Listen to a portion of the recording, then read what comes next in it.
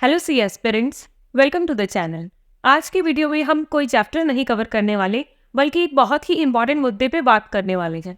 क्योंकि अगर आप भी उन स्टूडेंट्स में से एक हैं जिन्हें ऐसा लगता रहता है कि ऑडिट बहुत वास्ट है, ऑडिट हमें लर्न नहीं हो रही, रिटेन नहीं हो रही, या आपको भी ये चिंता सता रही है कि एग्जाम में हमें कॉन्सेप्ट्स याद आएंगे या नहीं, हम क्वेश्चन में लिख पाएंगे या नहीं, और या फिर आप ऑडिट को बस पढ़ते ही जा रहे हैं, पढ़ते ही जा रहे हैं, लेकिन आपको उसमें कॉन्फिडेंस नहीं आ रहा।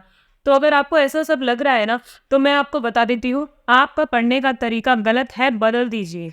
हमारा माइंडसेट पता है कैसा हो चुका है, हमें ऐसा तब लगता रहता है कि हम सीए फाइनल में हैं, ये कोई छोटी मोटी बात नहीं है। हर एक लाइन को डीप पढ़ना है, डीप अंडरस्टैंडिंग चाहिए कंसेप्ट्स की। हम घुस घुस के पढ़ते हैं बहुत ज़्यादा, और उससे क्या होता है, ये ऑडिट का समंदर जो है ये आप समेट नहीं पाते, और फिर शीट में पता है क्या करके आएंगे आप, या तो ज़रूरत से ज़्यादा रायता फैला के आएंगे, या फिर आपको कुछ याद ही नहीं आएगा लिखने के लिए।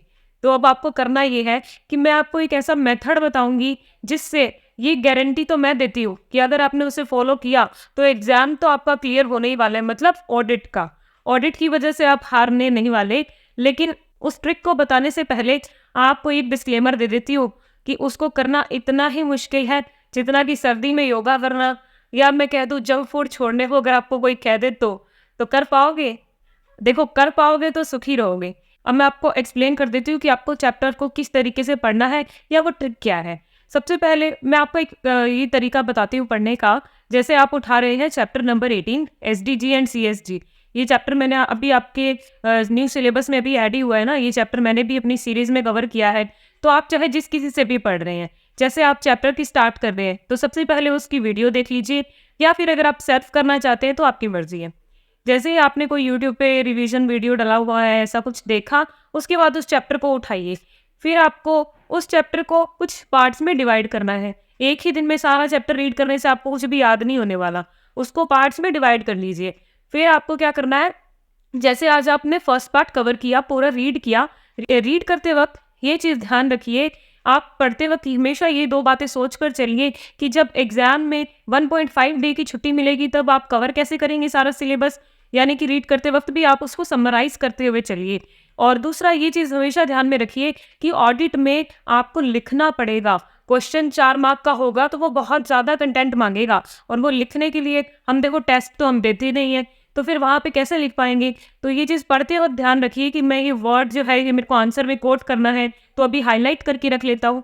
तो अल्टीमेट आपको करना ये है, चैप्टर का पहले वीडियो सुनना है, उसके बाद आप उस चैप्टर को रीड कर रहे हैं। रीड करते वक्त आपने जैसे पहला हेडिंग पढ़ा सस्टेनेबिलिटी, तो आपको पूरा पढ़ लिया, एक साइड में एक ब्लैंक पेपर ले लीजिए, उस ब्लैंक पेपर पे लिख के छोड़ दीजिए सस्टेनेबिलिटी। छोड़ दिया। अभी उस ब्लैक पेपर का क्या करना है वो बाद में बताऊंगी। उसके बाद में सपोज उसके अंदर आता है एडवांटेजेस ऑफ सस्टेनेबल डेवलपमेंट, तो आपको क्या करना है, उस ब्लैंक पेपर पे लिख के छोड़ दीजिए, थोड़ी सी जगह छोड़ के, कि एडवांटेजेस ऑफ सस्टेनेबल डेवलपमेंट। फिर थोड़ी सी जगह छोड़ दीजिए, फिर उसके बाद में मान लीजिए आ गया कि sustainable development in different countries, यानी कि वेरियस कंट्रीज के बारे में जो भी इसमें दिया है, तो आप इधर तो रीड कीजिए, उधर उस पेपर पे फिर से हेडिंग डाल के छोड़ दीजिए। अब आज आपने मान लो इतना पढ़ा, तो कल जब आप स्टार्ट करेंगे, ऑडिट को लेकर बैठेंगे ना, तो सबसे पहले आपको वही ब्लैंक पेपर उठाना है जिसमें आपने ये 3-4 हेडिंग्स डाली हुई है। आप क्या करना है, सस्टेनेबिलिटी के नीचे लिखने की कोशिश करनी है कि फॉर एग्जाम्पल जो आपने कल पढ़ा वो आज आप कितना याद कर पा रहे हैं। इससे आपको ये पता चलेगा कि पढ़ते वक्त आपका कंसंट्रेशन कितना है। तो आप जैसे लिखेंगे सस्टेनेबिलिटी के बारे में, आपको कल की पढ़ी बात तो याद आ ही जाएगी, इतना तो मैं मान ही सकती हूँ। तो जैसे आपने कल जो पढ़ा सस्टेनेबिलिटी की डेफिनेशन हमें धीरे धीरे याद आएगी, तो आप उसको उसके नीचे स्क्रिबल करने की कोशिश कीजिए। ज़्यादा सुंदर सुंदर नहीं लिखना है, यहाँ आपका एग्जाम नहीं हो रहा, लेकिन बस आप ये देखिए कि ये डेफिनेशन मुझे कितनी याद आ रही है। और आपको डिट्टो लैंग्वेज लर्न करने की कोई ज़रूरत नहीं है। अगर आप एक बार वर्ड की टर्म को समझ गए, या तो आपको क्या करना है कि हमारा दिमाग जो है ना वो प्रोसेस हिंदी में करता है, वो याद दिलाता है कि आज सस्टेनेबिलिटी में मैम ने ऐसा ऐसा बताया था कि हमारी प्रेजेंट नीड भी फुलफिल हो जाए और फ्यूचर की एबिलिटी भी कॉम्प्रोमाइज़ ना हो। इतने वर्ड भी याद आ गए आपको, तो इसका मतलब आप कल की कंसेप्ट्स को आज रिटेन रख पा रहे हैं। अब आपने स्क्रिबल कर लिया, अब एडवांटेजेस की बारी।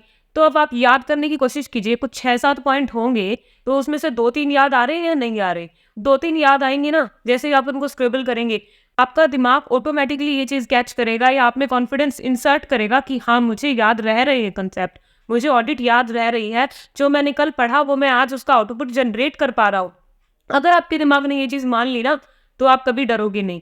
इसी तरीके से आपको हर चीज़ जो आप पहले दिन पढ़ रहे हैं, अगले दिन उसकी वीडियो वापस मत चलाइए। अगले दिन आप खुद उससे आउटपुट जनरेट कीजिए। उस पेपर पे उन पॉइंट्स को स्क्रिबल करके देखिए। मैं गारंटी देती हूँ, चैप्टर कंप्लीट करने के बाद आप में इतना कॉन्फिडेंस होगा और आपका जो चैप्टर है ना, वो दिमाग में इस तरीके से फिट होगा कि एग्ज़ाम में जब उसका क्वेश्चन आएगा ना, तो वो आपको खुद बताएगा कि ये आंसर लिखो यहाँ पे। ये आंसर आपने उस पेपर पे लिखा था ना, वही वो आपको निकाल के देगा कि ये लो शीट पे लिखो इसे। समझ लो, ये ना माइंड गेम है, यही आपको खेलना है। उसके अलावा मैंने सीए स्टूडेंट से सुना है सिलेबस में बहुत चेंज आ गया, ऑडिट में इतना कुछ ऐड हो गया, कैसे होगा?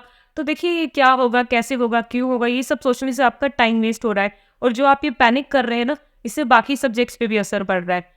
तो आपको पैनिक बिल्कुल नहीं करना है। नए एडिट जो चैप्टर्स हैं वो तो मैं आपको अपनी सीरीज से भी करवा रही हूँ। इसके अलावा आपको और कहीं भी मिल रहा है तो वहाँ से कीजिए। आपके लिए जो मंजिल भगवान ने तय की है ना, वो उन्हीं पर सौंप दीजिए। जो रास्ता वो आपको दिखा रहे हैं, केवल उस पे चलते रहिए। आपका काम क्या है? कर्म करना। वही करते रहिए, शांति से करते रहिए। Definitely you are going to meet your target. Okay, so relax. अब तक जितना हुआ वो ठीक है, जैसा हुआ हो गया। अब कल से आपका रेजोल्यूशन क्या होना चाहिए कि ऑडिट को नए तरीके से डिसिप्लिन्ड वे से पढ़ा जाएगा और रटना नहीं है, केवल कंसेप्ट्स को रिटेन करने की कोशिश करनी है। और अगर आप कहते हैं कि बहुत मैम ट्रिक्स दे दीजिए, तो मैं आपको बता दूं, अगर मैंने ट्रिक्स की इतनी ज़्यादा आपके सामने ढेरी लगा दी ना, तो आपको ट्रिक्स भी पेपर में नहीं याद आएगी। अब आप ये सोचेंगे एडवांटेजेस इसकी ट्रिक्स क्या थी? जब ट्रिक ही नहीं याद आएगी तो पॉइंट कैसे याद आएगा? इसलिए ट्रिक्स के पीछे मत भागिए। ये जो मैंने आपको तरीका बताया ना, क्योंकि जब हम कोई चीज़ लिख लेते हैं तो वो हमें लिखते वक्त वापस याद आ जाती है। हमारा माइंड वही प्रोसेस रिपीट करने लगता है। लिखना स्टार्ट करेंगे ना आप एडवांटेजेस, तो जैसा आपने स्क्रिबल किए थे वही आपको पेपर में हेल्प करेगा लिखने में। इसीलिए मेरी तरफ से आपके लिए यही ट्रिक है। तो अब एक नई शुरुआत कीजिए, अच्छे से पढ़िए। मैं भी आपकी जितनी मदद हो सकती है उतनी करूँगी।